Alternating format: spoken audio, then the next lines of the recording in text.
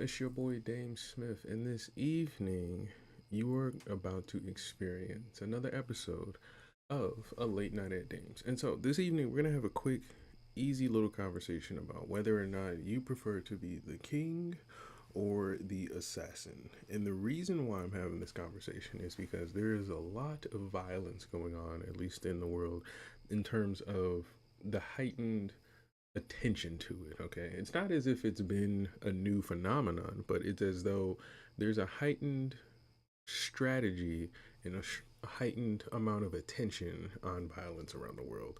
And so I really want to dive into what would be the mindset of a person that would choose to be on the receiving end or on the, I guess you would say, participating end of either thing. So if this conversation interests you, make sure you hit the like button because that will allow more people to know that you like it and maybe they'll watch it. Or make sure you hit the subscribe button. That way you can catch my latest video. So to get things started and to not waste time with all the YouTube things, I want to kind of relate this to musicians and artists in the sense of understanding your influence, your power, and the intention you will put behind either of them. Okay. So it's not really going to be a very musical conversation. It's going to be more of a very, I guess you can say, artistic and philosophical conversation because many of the things you're going to tackle in tonight's episode are really going to be relating to your moral compass, a little bit of how you view humanity and life, and it's going to tackle a few of the things that you will be attracted to. Okay. So, as I think of the title, I just thought of a conversation I had one time with a person, and they kind of posed the exact same question. They were like, would you rather be the assassin or be the king? And the premise behind it was that you would have to kind of choose your fate, not necessarily choose your position in either lifestyle, but choose your fate. So I didn't really get it until after the conversation, but the person was essentially laying out their preference. And for them, it was more preferential to be an assassin than to be a king. And so their logic was this: for the assassin, I can move freely. I can make any decision I need to based on my own personal merit or my own creativity and ingenuity. Things like, whatever I disagree with, I can do what I want, right? And that was their logic behind making that decision. On the other hand, their perspective of being the king was that you would always need protection. You would be hindered by the amount of power that you wielded because you simply needed to be either responsible for it or there was a heavy consequence that came with the authority you tend to keep. And so it got me to think, well, even with that said, and even with that being a con for you and your perspective, I still prefer to be a king than an assassin. And so this kind of developed the whole concept of this episode, and we'll dive into different, perspectives as well outside of mine. But for me, it makes more sense to choose to be the king simply because the access to resources and the ability to influence, right? So, for example, the successes of a king usually garner notoriety, whereas the successes of an assassin only garner, notoriety of you just being known for the act. Like we don't really know who you are, but or why you did it unless you tell us. So, in my opinion, I can understand the perspective of freedom for the assassin, but I still see the same amount of freedom for the king. In my opinion, the king can kind of delegate whatever he wishes. And then in the same token, the assassin can just choose whatever they want or take whatever it is they want. So I understand the concept of like there being a freedom of choice, freedom of, expression between two perspectives. But the key thing I think most people need to realize is that the consequences of either lifestyle, whether you choose to be the assassin or the king, are vastly different. Even though they are relatable in terms of, how you can exercise your lifestyle. So yes, you can be a king and you have to, keep all your guards healthy and, you know, pay Paul to rob Peter or whatever, so that way you can maintain power. But the assassin has to almost earn every brick of the house they build. There's no there's no lineage to look forward to. There's almost no milestones you can garner because odds are you're going to become a career assassin. It's not like you're going to just be that and then stop one day and then become a farmer. So the idea of making one of these choices within the context of this conversation, they're vastly different in terms of the journey it takes to express the power given to either of them. And so I wanted to explore it, and that's just kind of my opinion on it, just in a nutshell, because it really takes a good deep dive into our reaction to what happens to, let's say, a king exercising their power or an assassin exercising their power. And it also takes a good perspective into why someone would choose to make the decisions they make. Because oftentimes we think everything we decide in our brain is correct or righteous. But when it contends with someone who is, let's say, on the other side of your philosophy, how far are you willing to go to exercise, your beliefs, whether it's freedom of speech or whether it's eye for an eye? So we're going to take a quick look. And I think to kind of guide us through a little bit of this, just to be a tool, we're going to use a tad bit of AI. And I'm going to grab my tool here, Gemini. And so I started with a quick prompt, and then we're just going to deep dive into it. And then I'll just kind of explain my thinking as I start to learn more and more things. So the first prompt I kind of suggested was just to get the conversation started with the AI system. And it was, can you draw comparisons and contrasts between the power dynamics of an assassin and a king? I want to discuss how the two have very, what did it say? Controversial perspectives of power. And so it came up with a few things, and one of the first things it did was compare the king's power to the assassin's power and then create the comparison and contrast. Okay, so it's going to detail the first side. So king's power is overt and institutional. Okay, the king's power is overt and institutional. It is derived from a system of inherited right, divine mandate, or public declaration. Their authority is public and acknowledged by the state and the people. So if we stop right there, there's already a huge difference between what you would possibly imagine when you think of an assassin, right? Having inherited right, divine mandate, or public declaration means like we know your first name, last name, all the way down to your grandkids and backwards to your great grandparents, right?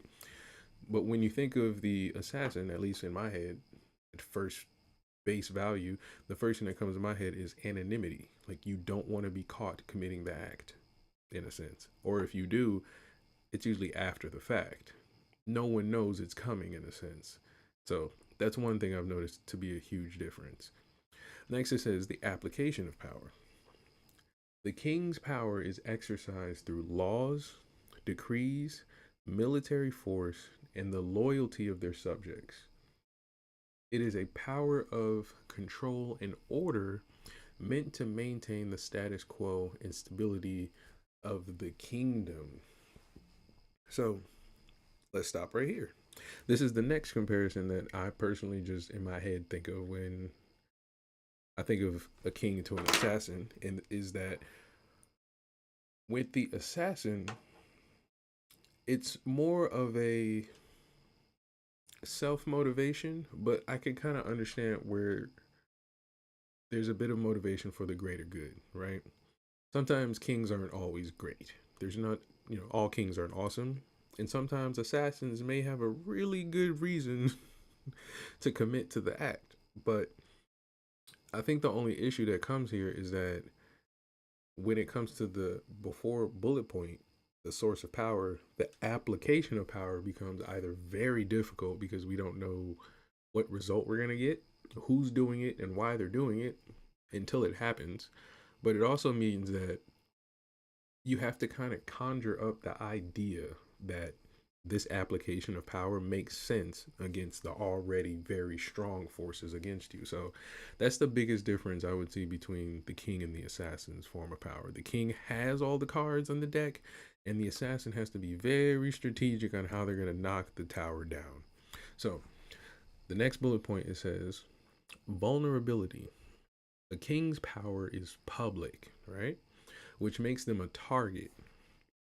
Their life and rule are constantly at risk from rivals, rebellions, and, ironically, assassins. Their reliance on others for security, such as guards and loyal subjects, is both a strength and a weakness. So, kind of going back to application of power, it does mention this. In the last part of the bulletin, or the last part of the first half of the bulletin, it says the loyalty of their subjects is part of the application of power. And it's mentioned here in vulnerability. And the reason why is because, just like I mentioned how there could be a good king and a bad king, if you have people that don't respect you or don't see the value in what you're doing, there can be boundaries overstepped. And some of those boundaries would be subtle. Like maybe like how we have in my country, people just kind of verbally just disrespect your power, right? Or in other instances, you'll see people actually go forth and commit violence. And then there's other forms where they'll just attack you in terms of like your power structure, maybe how you get to work or how you make money and feed your family and things like that. And so the vulnerability really comes in almost like a balancing act, a dance of politics where you have all the power, but it can't be all yours. You must divvy out this to people who need it, people who want it, and people who deserve it. And so when that doesn't happen, or there's some kind of discrepancy, that's when vulnerabilities, I guess in this instance, would be more common. So to put it in a realistic example, let's say right now, Chicago, right now. Chicago is pretty much blowing up right now. Nobody knows what's going on or what future is ahead of Chicago, right? So, because of that, many of the people who live in Chicago are having huge discrepancies on how their leadership is being handled. So, now the state of the kingdom, as was stated in the first bulletin here, is at risk. And so, it's going to be very, very hard for the people who lead Chicago to apply the power that they have, right? And so, it all works together, meaning that you have to be someone who's a leader in the sense of you care about your kingdom and you care about what's going to happen to it, but you also have to be a leader in the sense of you have to be smart, you have to be intelligent. So to be a king and to be paying attention to all of this, it's going to take a certain kind of person. It's not necessarily a position that's just going to be easily handed to you. So this goes back to where they talk about how a king usually gets their power. It's derived from a system of inherited right, divine mandate, or public declaration. Now you're starting to see, at least in my mind, where the divide comes from with the decision of either being a king or an assassin. Because if you recognize that a king gets their power from inherited right, divine mandate, or public declaration, logically or pragmatically, your brain would go to questioning the system of inheritance, questioning the divine mandate, right? But you would kind of have to lead either with faith or just kind of understand that it's not for you and things like that. That's why we would have these systems in place. But the criticism of a king makes a lot of sense when you're not the king, you know? If you knew you were going to be receiving a kingdom, the questions you would be asking would have very little with the requirements needed for you to keep the kingdom, you know, if you knew you were getting it. And so this is where a lot of people will try to maintain some kind of, you know, relationship or rapport with their people or their constituents, or in this example, your kingdom, you know. But the idea of it being easy is what kind of creates the delusion for a lot of people who, in my opinion, would choose the assassin unless the king is terrible, you know. So it's a bit of a nuanced thing. So let's go into the assassin's power and see how this works. So the assassin source of power is hidden. It's an individual force. It is earned through specialized skills like stealth, combat, and deception, not through public office or a title. Their power exists outside of the established system. So we'll stop right here. That's one of the first things I think many people forget or struggle to understand. And I was able to understand this through, learning a little bit about history and things like that. But for the average person just walking through their life who actually adhere to these systems and adhere to these power structures and things like that, it can be a bit shocking or confusing as to why a person would choose to step outside of that to enact their will. And I'm being very, like, particular about my word choice here for, of course, TOS, but I also want you to just think outside of just immediate, thoughts like, violence and things like that and political power. I want you to think of it to be like, how do you fit in the equation of talking to a person or dealing with a person or having an idea that directly goes against what this person believes? Okay. So in this instance, you will have a person who is specialized in skills like stealth. And so for me, stealth, obviously you would think of like, some little Aladdin looking character going through a temple, right? But in today's society, that would be like identity theft, or you would have like what you would see on social media where people kind of create bots and like create an influence over your, I guess you could say, persona online. And then in other instances, they can create false narratives. We've seen people be set up through different crimes and things like that that weren't physical, but maybe more white collar crimes and things like that. So these are ways that people will use stealth to technically assassinate a person in power, right? Combat is another one. That one's pretty straightforward, right? And deception, I kind of talked about that in itself, like where people would use influence to either change a narrative or to shape a narrative about you, and maybe either use it to maybe get you from being the king or inhibit you from becoming the king and things like that. But the key thing that most people do not get when it comes to the assassin's power is that it is not through public office or a title.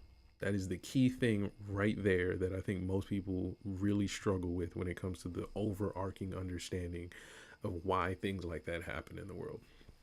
So if you look at history, you'll see it usually come from like checkpoints, pretty much. There's like a timeline of events that would lead up to basically the climax, which would be the assassination, right?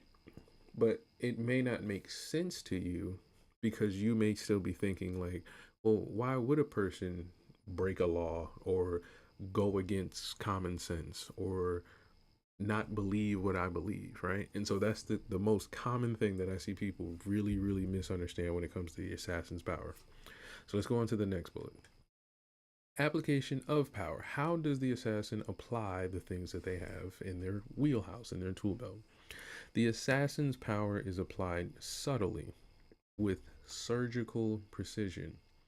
It is used to disrupt the established order by targeting key individuals, often a king or other powerful figures. Their power is the ability to end a life and, in doing so, change the course of history from the shadows. So let's stop here. We already are starting to kind of see the differences between the king already, right? But working as an individual, applying your power subtly with surgical precision, these are things that, again, most people don't think of because when we want to do something like change a law or we want to make a difference in our neighborhood, we start to look for a network and we start to find teammates and things like that. This is another really key thing about the beginning conversation I mentioned with a friend of mine that was saying they would prefer to be an assassin. The assassin's ideas usually come from themselves, if not their own understanding.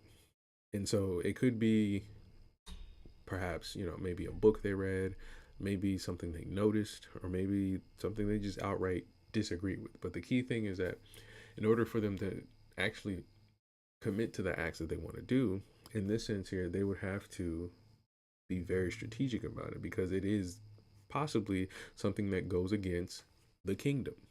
The entire kingdom would be the enemy, the resistance for this one person's idea. So That would again make you that much more powerful if you could pull off the very thing you're trying to do. Now, the last thing I could say before we go to the next bullet is that when it does occur, when you do fulfill whatever result you want or however you feel it goes, right? The only problem you're going to run into is that you do not have notoriety.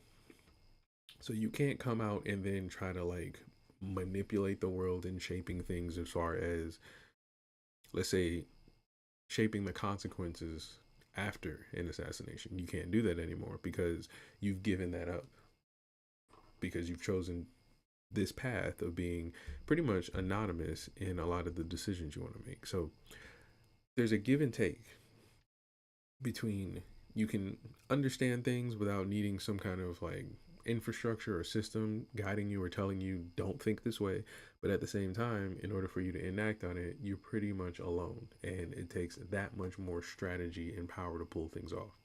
So lastly, vulnerability. An assassin's power is defined by their anonymity and secrecy. They are vulnerable if they are discovered, see, as they have no institutional support or public authority to protect them. Their power relies on being an unknown variable. And so if we stop there, that kind of reiterates what I'm saying, that if you knew somebody was going to do something that goes against the status quo, the whole kingdom will come crushing down, right? And so that's how pretty much strategic you have to be in order to avoid these vulnerabilities. So on the king side, you have to basically play the balancing act of maintaining common sense with most people and then nurturing the relationships you have. But then for the assassin, you almost never have to do that and have to do the opposite. You have to maintain these relationships so that they don't know what's going on. It's a very, very interesting dynamic that flows between both the king and the assassin. So lastly, Gemini here actually drew up some comparison and contrast, and let's see what it comes up with. So contrasting philosophies of power. The king's power is about control, order, and stability, while the assassin's power is about disruption, chaos, and change. The king rules from the throne, a position of overt power, while the assassin acts in the shadows, a position of covert influence. So you'll see things like images, graffiti. Today in 2025, the biggest thing you'll see affecting influence will be blog posts or social media posts, where you'll see a video with captions over it, and the caption may talk in a language you speak, talk in a tone you speak, maybe have attractive imagery for you, and thus, as you start to absorb these images over and over and over again, it'll either affect how you think of that imagery or make you question all the other imagery you see. And so I only understand this because it works the exact same way in the music industry. When gangster rap came out, everybody was wearing fitted caps and then trying to be tough and walking around cursing a lot more. A lot of you were still trying to be managers at retail stores, so it did not make sense. So the problem was that people were absorbing music, but they weren't really having an outlet. And so now you have people who are doing things that don't make sense, but eventually, as you fast forward time, gangster rap doesn't even feel like its own genre anymore. It feels like it's just hip hop. And so the influence has grown, but you don't feel it. It's subtle, it's covert, right? Overt would be streaming. You're told to stream. You have no choice but to stream. Your radio station stream their music. There's no there you can't run from it. But it's not covert, it's overt, meaning you probably don't even have a CD player in your house anymore. Most of your music is probably streamed directly from the internet. You probably own none of it physically. And so it's overt. You cannot have that. So if you want to actually have any of that, you have to overtly go get it, right? And so I think once you kind of understand that, as a musician, you can kind of play with this. You can play with these power dynamics. As a fan, you can be in control of how much power you actually want to have as a fan. We'll go into that in another video. I've mentioned it before, but that's a whole nother thing. But let's continue. Contrasting vulnerabilities. So the difference between king and assassin vulnerabilities. The king is vulnerable because of their public position, while the assassin is vulnerable if their secrecy is compromised. So there's a huge, I guess you could say, problem with both sides of their vulnerabilities, right? So the king, you have to do things like kiss babies, shake hands, and stuff like that. But all the people you're dealing with could hate you at the same time or have some kind of nefarious agenda, right? So you have to be very cautious and set up a whole bunch of shield and defenses, right? And even if you are a good person, we've seen good people be good kings and things like that. And, it rains on the just and the unjust, but it's a thing. Like, that's the reality of being public, right? On the other hand, if you're the assassin, remember we mentioned how strategic you have to be as an assassin. Well, for most people, if you paid attention to a band director, a football coach, to even your school teachers, they have a lot of things that they have to be strategic about. And the way they get it done is through writing it out, planning it out, and putting it on paper, putting it in books, putting it in, I guess you can say, seminars, pamphlets, all kinds of different organizational tools, right? But the problem is that that's for something that can be read or can be copied or can be seen, which means it will then exploit the very thing you're trying to do, which is to be secret. So now you have an issue of you have to be extremely strategic in terms of trying to complete the task of getting over the king's vulnerabilities, which are guards, moats, alligators, and lasers, and whatever else he's got, and then trying to either memorize all that as an individual or have it planned out and then hiding the entire plan from the world. So it's a very, very, very difficult thing to try and be an assassin, which is why when people pull it off, it's an amazing feat. It's like, whoa, how were you able to do that? Just like being a king. It's like, whoa, how are you able to do that? So again, very, very weird how it works that way. But you kind of understand that the power that most of these positions play with are really down to not what they're doing, but how people feel about them. So the assassin will be a hero to some, but a monster to others, and similar to the king. And it has all to do with how we feel about them, less to do with the actual act of being a king and, being superior to people or being an assassin. It has nothing to do with that, in my opinion.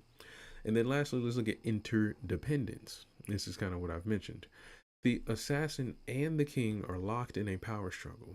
An assassin is often a direct response to a king's overreach or tyranny. And a king's power is often used to hunt down and eliminate assassins who threaten their rule. So we'll pause right there before I get to the last sentence. Again, going back to people and their understanding of the systems that they live in, this sentence that I just read can be read with two different perspectives. Okay. So I'm going to read it again, but I just want you to think that you may have chosen one of these perspectives and agree wholeheartedly with it. That is why this dynamic works so well, because there is somebody who will read this exact same sentence as you and completely disagree. Okay. So I'm going to read it one more time. An assassin's power is often a direct response to a king's overreach or tyranny, and a king's power is often used to hunt down and eliminate assassins who threaten their rule. Okay, so you probably picked one of these two perspectives, like, all right, king's overreach and tyranny, he's got to go, get him out of here, right? But on the other hand, there is a fact that in your home, you're a great guy or a great girl, whoever's watching this. Do you not feel threatened? And so this is where a lot of people will get very controversial about their perspective either being a king or an assassin, because the king is just a metaphor for what we're talking about. It's not a real thing. But the idea that there is a kingdom, there's threats around it, what would make you not defend it with the fervency of the threat? Like if you knew somebody was, coming to knock your king out or something like that, wouldn't it make sense to defend it with all might, all, intensity, and all urgency, just as the assassin would feel about your so called overreach and tyranny of their power? So this is the very, very interesting part about that question that I was having with that friend of mine, because they immediately chose assassin, and their explanation proved that it was all selfishness. But when I thought about why I would choose king, it had more so to do with the kingdom, which kind of proved either one of two things. I couldn't prove it because we didn't have the conversation to go, but it got my mind and gears turning. It got me to think, okay, would I be a terrible king, or would he be a great assassin? Or would I be a great king, or would he be a terrible or evil assassin? How does that work, and how would we be able to determine the two depending on who sees the act? Who is visualizing or internalizing the act? So if they see me rule over people, and they probably think, oh, he's ruling with an iron fist because perhaps I'm disciplined, stringent, and I make sure things are a certain way. There's order. That's how they describe the king in the beginning. Or would they describe him as a great assassin because he was able to overcome my vulnerabilities and my power? Who knows? So let's read the last sentence here. It says, the assassin's power is a direct threat to the king's, making them two sides of the same coin in the dynamics of power and control. And so that's really cool. I loved how Jim and I was able to just give us a quick synopsis of that and really explain the dynamics. And we were kind of able to, use our human side and think about it. Now, this does relate to music, but it kind of, you can relate it to a lot of different things. This is a music channel, but this relates to hip hop, celebrities, and things like that, where you see people being attacked or being, you know, basically you would say having violence committed against them based on their influence, right? And so just like the king, there's many things that you will see a lot of celebrities or popular people need to do to protect themselves. Like they have to do that, right? And in our mind, in our little civilian brains, we just go, yeah, that makes sense. Until the assassin comes into play. And then suddenly it doesn't make sense. Remember, the assassin goes outside of the established infrastructure. So for all of us who look at maybe a celebrity and we think, oh, we don't like this person, and we just scroll away, there's a person who goes outside of that infrastructure. And so this is something that I think most people don't really consider until you're actually in the seat of the throne, until you realize that there are people who, even though you set up all these rules and everybody says yes sir and they obey and they do everything, there's going to be that one person that's going to go right outside of this infrastructure to sneak right up to your throne. So what do you do?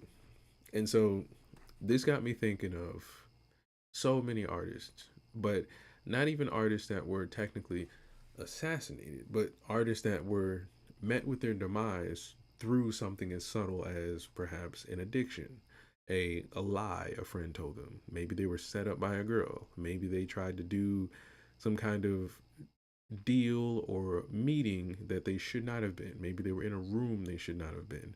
Very subtle things that almost just ended everything in an instant. There was no walk down or anything. And that's the scary thing about the assassin. Kind of like the Edgar Allan Poe story about the I forgot what it was called. I'm gonna remember, but it basically, in a nutshell, it was a lot of rooms at a large party. In one of the rooms, there was a murderer, and nobody could catch the murderer.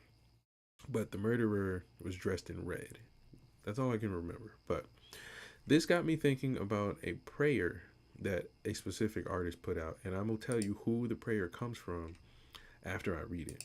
But the prayer is actually fitting for what's going on in real time right now, but it's very fitting for understanding the position of the king and how the king may or may not feel in that moment the assassin reaches them. So this is the prayer. I'm gonna read it and then I'll tell you who it is at the end, and then we'll end it out from there. So let us start. So the prayer starts with, let us pray. Lord Jesus, it is you who wakes me up every day, and I am forever grateful for your love. This is why I pray. You let me touch so many people, and it's all for the good. I influenced so many children. I never thought that I would.